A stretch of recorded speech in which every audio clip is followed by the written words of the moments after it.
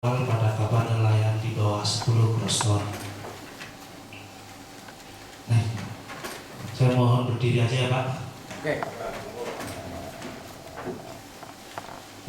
Latar belakang dari kegiatan ini, kami dilatar belakangi dari nelayan-nelayan di sekitar Pantura, Pantai Utara Jawa, bahwa ikan-ikan dasar mempunyai ekonomis yang sangat tinggi, apalagi dengan banyaknya terhentinya kapal-kapal cantrang, sehingga di pasaran stok ikan-ikan dasar semakin berkurang.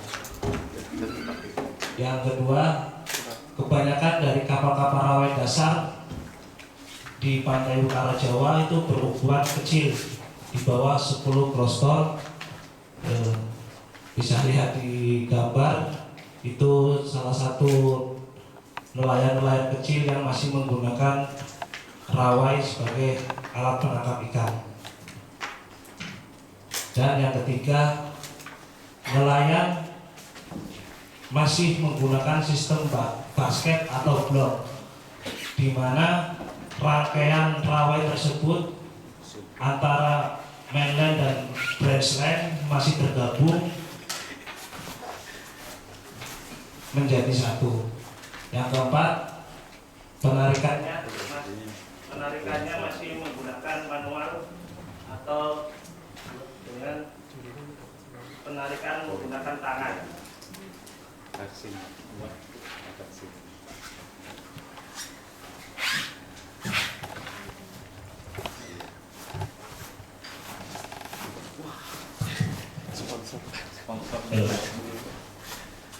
Dari latar belakang tersebut, kita melihat suatu permasalahan di situ yang sangat mendasar, yaitu pemakaian rawai dengan sistem basket atau blong. Itu ada permasalahan di tali utama, kebanyakan kusut. Yang kedua, pancing tidak tertata rapi. Jadi terkadang di saat setting atau holding, urutan pancing yang akan disebar atau yang akan ditata lagi terkadang saling bersinggungan, sehingga dalam setting atau holding menjadi tidak efektif. Yang ketiga, tenaga ekstra. Tenaga ekstra ini di saat kita pancing utama kusut dan pancing tidak rapi, kita memerlukan tenaga tambahan untuk membetulkan kembali posisi dari pancing tersebut. Tujuan dari kegiatan tersebut membuat alat tangkap rawai dasar yang efektif dan efisien. Untuk kategori pancing, mungkin alat tangkap yang saya rasa alat tangkap yang selektif karena tidak mengganggu yang lainnya. Yang kedua, membuat desain rancang bangun alat bantu penarik rawai yang efektif dan efisien.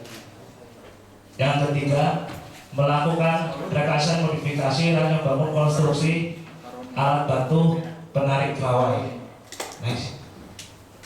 Kita menggunakan metodologi yang pertama, eksperimental fishing, di mana operasi penangkapan ikan menggunakan alat tangkap rawai dasar, sistem bingkai dan alat bantu kita bandingkan dengan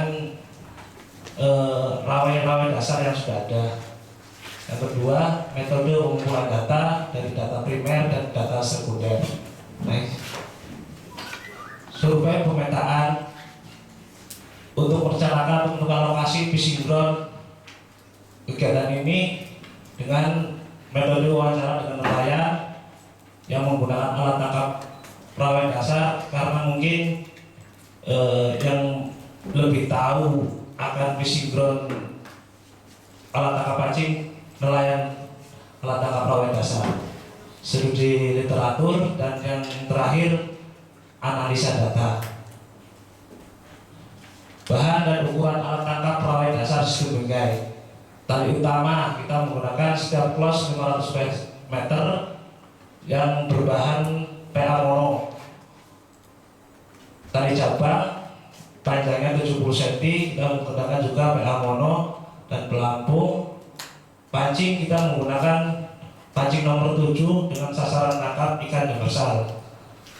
Swivel jangkar 10 kg dan cor beton untuk memberat. Klos penggulung ini berdiameter luar 25 cm, diameter dalam 20 cm, panjangnya 30 cm. Kegunaan dari klos penggulung untuk tempat tali utama atau mainlet. Bingkai kayu 70 cm x 30 cm itu untuk tempat tali cabang atau bracelet.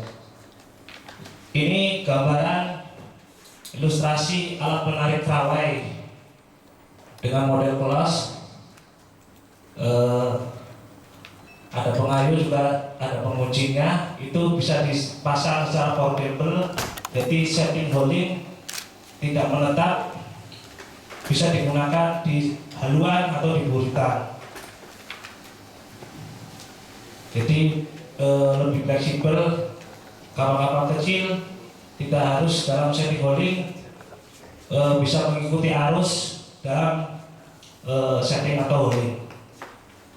Next, ini yang kita namakan sistem bingkai, yang biasanya brand dan mainline tergabung jadi satu di basket, kita pisahkan di bingkai.